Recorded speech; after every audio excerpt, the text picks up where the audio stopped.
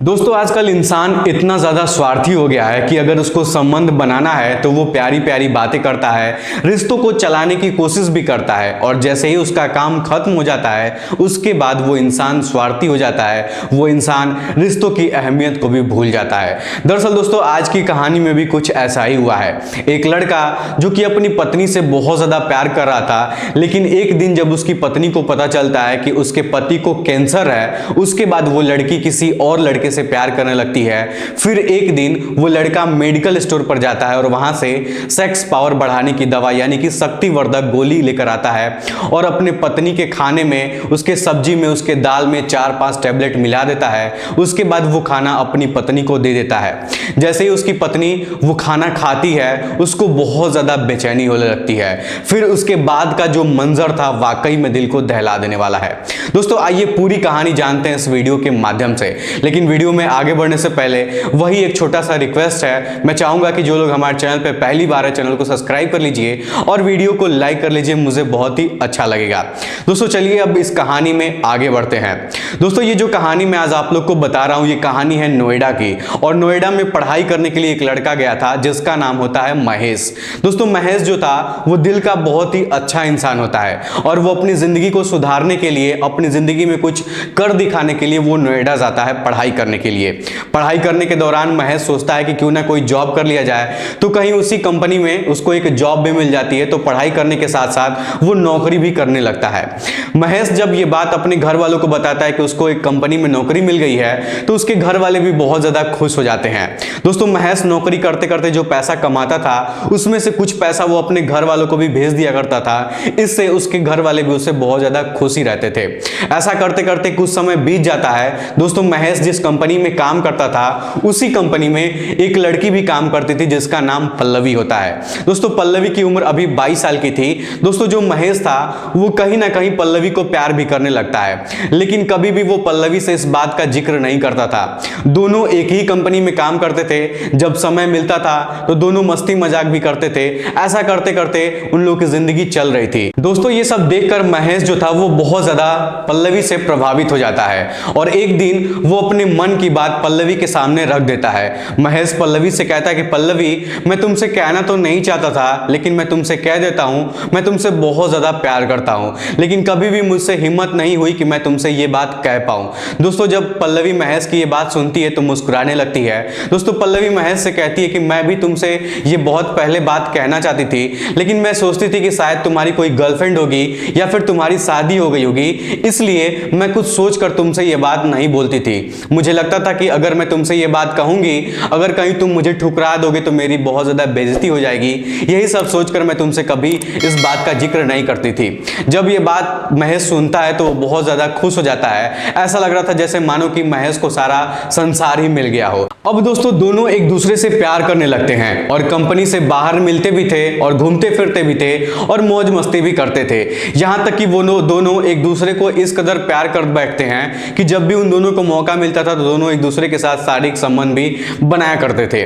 दोनों के बीच में ये सिलसिला लगभग 1 साल तक चलता है। उसके बाद महेश पल्लवी से कहता है कि देखो हम लोग 1 साल से एक साथ हैं और एक दूसरे को अच्छे से जानते भी हैं, तो क्यों ना हम दोनों जीने मरने की कसम खाएं। यानी कि महेश पल्लवी से कहता है कि क्यों ना हम दोनों एक दूसरे से शादी कर ले। उसके बाद पल्लवी महेश से कहती है कि अगर ऐसी बात है तो तुम अपने परिवार वालों से बात करो और मैं भी अपने घर वालों से बात कर लेती हूं, क्योंकि बिना घर वालों की मर्जी के शादी करना ये अच्छी बात नहीं है। उसके बाद दोस्तों महेश और उसकी पत्नी पल्लवी दोनों अपने अपने घर वालों से बात करते हैं। उसके बाद दोनों का परिवार वाले जो थे वो आपस में मिलते जुलते हैं और मिलने के बाद शादी की बात पक्की हो जाती है, यानी कि दोनों की जो शादी है वो तय हो जाती है।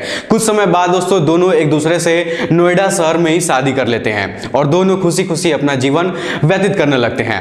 दोस्तों महेश और पल्लवी दोनों एक ही कंपनी में नौकरी करते थे, तो शादी हो जाने के बाद महेश पल्लवी से कहता है कि तुम आज तक बहुत ज्यादा नौकरी की हो, बहुत ज्यादा काम की हो, अब शायद वो दिन आ गया है कि तुम घर पर बैठकर घर संभालो और मैं बाहर नौकरी करूं। जब ये बात पल्लवी सुनती है तो बहुत ज्यादा खुश हो जाती है। वो सोचती है कि उसका पति उसकी जिम्मेदारियों को उठाने के लायक है। दोस्तों पल्लवी महेश से कहती है कि ये तो बहुत अच्छी बात है, मैं घर पर रहकर घर संभाल लूंगी और आप नौकरी करना। उसके बाद पल्लवी अपनी नौकरी छोड़ देती है और घर पर रहने लगती है और महेश उसी कंपनी में अपना नौकरी जारी रखता है। दोस्तों बहुत ज्यादा खुश थे दोनों लोग एक दूसरे के साथ। लेकिन दोस्तों जो महेश था वो अपनी नौकरी पर बहुत ज़्यादा ध्यान देने लगता है, जिसकी वजह से उसका स्वास्थ्य भी बहुत ज़्यादा डाउन हो जाता है। वो बहुत ज़्यादा कमज़ोर हो जाता है और खाने पीने पर भी बहुत कम ध्यान देने लगता है। एक दिन पल्लवी महेश से कहती है कि तुम्हारी सेहत बहुत ज़्यादा डाउन होती जा रही है, क्यों नहीं तुम डॉक्टर को दिखाते हो, कि तुमको ऐसा क्यों हो रहा है, तुम पहले तो बहुत अच्छे थे, ठीक ठाक थे, तुम बहुत ही ज़्यादा पतले होते जा रहे हो। तो महेश पल्लवी की बात को मानता है और डॉक्टर के पास जाकर अपना चेकअप करवाता है। लेकिन दोस्तों जब रिपोर्ट उसके सामने आती है तो ऐसा लग रहा था जैसे उसकी पूरी दुनिया ही उजड़ गई हो। दोस्तों महेश बहुत ज़्यादा परेशान हो जाता है अपनी रिपोर्ट को देखकर। दरअसल दोस्तों उस रिपोर्ट में यह निकलता है कि महेश के पेट में कैंसर हो गया है, जिस वजह से वो बहुत ज़्यादा दुबला पतला होने लगा था और वो बहुत ज़्यादा परेशान हो जाता है।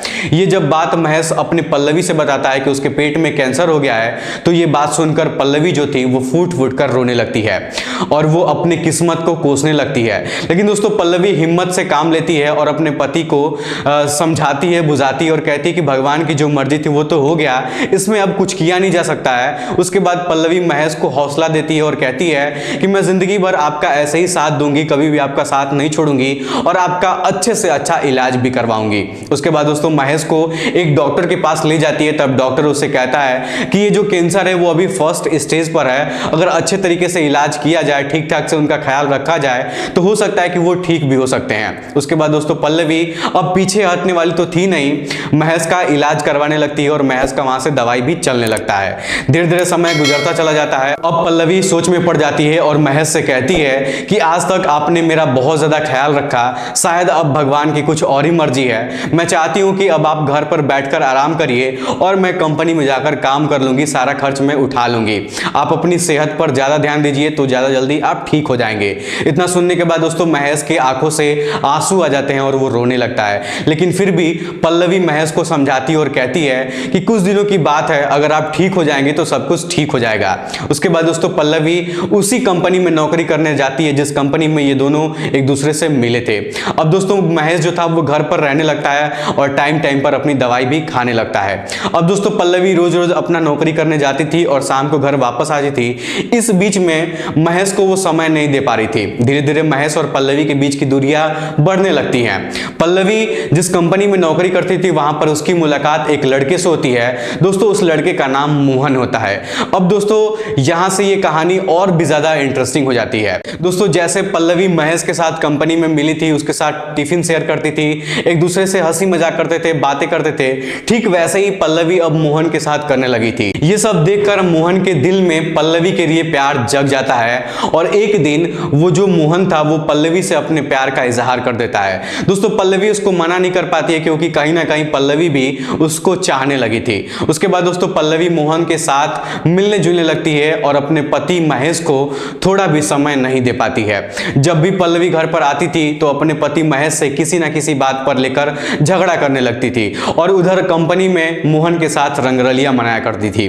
दोस्तों महेश को अब अकेलापन सताने लगता है। जब भी महेश पल्लवी के करीब जाने की कोशिश करता है तो पल्लवी उसको अपने से दूर हटा देती थी, उससे झगड़ा करने लगती थी क्योंकि दोस्तों पल्लवी अब मोहन से प्यार करने लगी थी और वो सोच रही थी कि उसका पति महेश कुछ दिनों का मेहमान है, वो तो मर ही जाएगा। यही सब सोच के वो मोहन के साथ अब शारीरिक संबंध बनाने लगती है।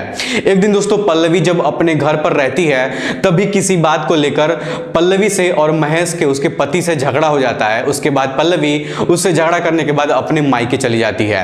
उसके बाद जो महेश था वो अकेला पड़ जाता है और अपने आप को कोसने लगता है। वो सोच रहा था कि काश वो उस दिन चेकअप करवाने अगर नहीं जाता तो उसको ये बात कभी पता ही नहीं चलता कि उसको कैंसर है, क्योंकि कैंसर की वजह से उसके और उसके पत्नी के बीच में दूरियां बढ़ गई थी।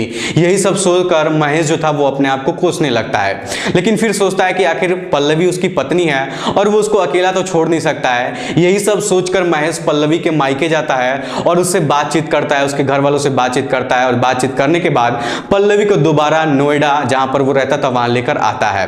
उसके बाद दोस्तों कुछ दिनों तक पल्लवी महेश के साथ अच्छे से रहती है, दोनों खुश रहते हैं। एक दिन दोस्तों महेश अपनी दवाइयां लेने के लिए मेडिकल स्टोर पर जाता है। वहां से अपनी दवाइयां तो खरीदता है लेकिन साथ ही साथ वो शक्तिवर्धक की गोली भी खरीदता है। उसके बाद वो घर आता है तो घर आने के बाद देखता है कि वो उसकी जो पत्नी पल्लवी है वो किचन में खाना बना रही थी। तब महेश अपनी पत्नी पल्लवी से कहता है कि मेरी तबीयत इतनी भी ज्यादा खराब नहीं है कि मैं तुम्हें खाना बनाकर भी ना खिला सकूं। उसके बाद दोस्तों महेश पल्लवी को वहां से हटा देता है और सारा खाना खुद बनाता है। और खाना जब बना लेता है तो पल्लवी के लिए खाना निकालता है और उसके दाल में, उसके सब्जी में दो गोली जो शक्तिवर्धक की गोली लेकर आया था वो मिलाकर उसको दे देता है। क्योंकि दोस्तों पल्लवी को जब पता चलता है कि महेश को कैंसर हो गया है, उसके बाद से पल्लवी महेश के साथ कभी भी शारीरिक संबंध नहीं बनाई थी। और महेश का बहुत ज्यादा मन था पल्लवी के साथ शारीरिक संबंध बनाने का। जब भी महेश पल्लवी से कहता था तो पल्लवी उसको मना कर देती थी। यही सब सोच के वो मेडिकल स्टोर से दवा लेकर आया था ताकि वो अपनी पत्नी को खिलाकर वो दवा उसके साथ शारीरिक संबंध बना सके। दोस्तों जैसे ही पल्लवी वो खाना खाती है तो उसके पूरे शरीर में जलन होने लगती है। पल्लवी का ब्लड प्रेशर भी बहुत ज्यादा हाई हो जाता है। पल्लवी की तबीयत अचानक खराब होने लगती है। लेकिन दोस्तों महेश इस बात का ध्यान नहीं देता है और उसके साथ शारीरिक संबंध बनाने लगता है। दोस्तों आपको मैं एक बात बताना चाहता हूं, हमारे एक दोस्त हैं जो कि एक डॉक्टर हैं। जब मैंने उनसे बातचीत किया, इस दवाई के बारे में पूछने की कोशिश किया, तो उन्होंने बताया कि जो ये शक्तिवर्धक गोलियां होती हैं ये आदमी के ऊपर अलग तरीके से काम करती हैं और औरत यही दवा अगर खा ले तो उसके ऊपर अलग तरीके से काम करती हैं। दोस्तों महेश को इस बारे में जानकारी नहीं थी और वो डोज भी उसको ज्यादा दे दिया था। वो जब उसके साथ संबंध बना रहा था तभी संबंध बनाते ही वक्त उसका ब्लड प्रेशर बहुत ज्यादा हाई होता है और संबंध बनाते ही वक्त वो इस दुनिया को छोड़कर चली जाती है। लेकिन दोस्तों महेश को लगता था कि शायद उसकी पत्नी पल्लवी बेहोश हो गई हो। उसके बाद वो पानी लेके आता है, उसके चेहरे पर छिड़कता है, लेकिन दोस्तों पल्लवी फिर भी नहीं उठती है। कुछ देर बाद जब उसका हाथ पकड़कर उठाता है तो देखता है कि उसके हाथ जो हैं वो ढीले पड़ चुके हैं। तब दोस्तों महेश समझ जाता है कि पल्लवी की मौत हो चुकी है। ये सब देखकर महेश बहुत ज्यादा घबरा जाता है और सोचने लगता है कि अब वो करे तो क्या करे। उसके बाद पूरी रात वो पल्लवी के साथ उसी रूम में रहता है और जैसे ही सुबह होती तो वो सोचता है कि उसके साथ जो भी हुआ है उसको तो वो छिपा नहीं सकता है। इसलिए मजबूरी में महेश पुलिस स्टेशन पर फोन करता है और फोन करके बताता है कि सर हमारे पत्नी की मौत हो गई है। जब ये बात पुलिस वालों को पता चलती है तो पुलिस वाले तुरंत मौके पर उस रूम के पास पहुंचते हैं तो वो देखते हैं कि सही में उसके पत्नी की मौत हो चुकी थी। उसके बाद दोस्तों महेश से पूछताछ की जाती है तो महेश सारी हकीकत के बारे में बता देता है कि कैसे वो किया था, संबंध बनाया था और संबंध बनाने से पहले उसने क्या किया था जिसकी वजह से पल्लवी की मौत हो गई है। उसके बाद दोस्तों पल्लवी की बॉडी को पोस्टमार्टम के लिए भिजवा दिया जाता है और महेश के ऊपर कार्रवाई करते हुए उसको जेल भेज दिया जाता है। लेकिन दोस्तों जेल में अच्छे से उसकी दवाई ना होने के कारण कुछ सालों तक वो जीवित रहता है। उसके बाद वो भी इस दुनिया को छोड़ के चला जाता है।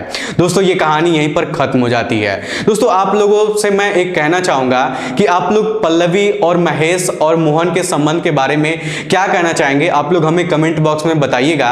और जाते जाते मैं आप लोग से ये भी कहना चाहूंगा कि हमारे जितने भी व्यूअर्स हैं, जितने भी लोग हमारे वीडियो को देखते हैं, ज्यादातर लोगों की शादी हो चुकी है। आप सभी लोगों से मैं निवेदन करना चाहूंगा कि अगर आप लोग इन गोलियों का, इन शक्तिवर्धक गोलियों का यूज करते हैं, अगर आप इसका इस्तेमाल करते हैं तो डॉक्टर से आप लोग एक बार सलाह ले लीजिए कि कितनी मात्रा में उसका उपयोग जो है वो करना चाहिए, नहीं तो ये हादसा कहीं आप लोग के साथ भी हो सकता है।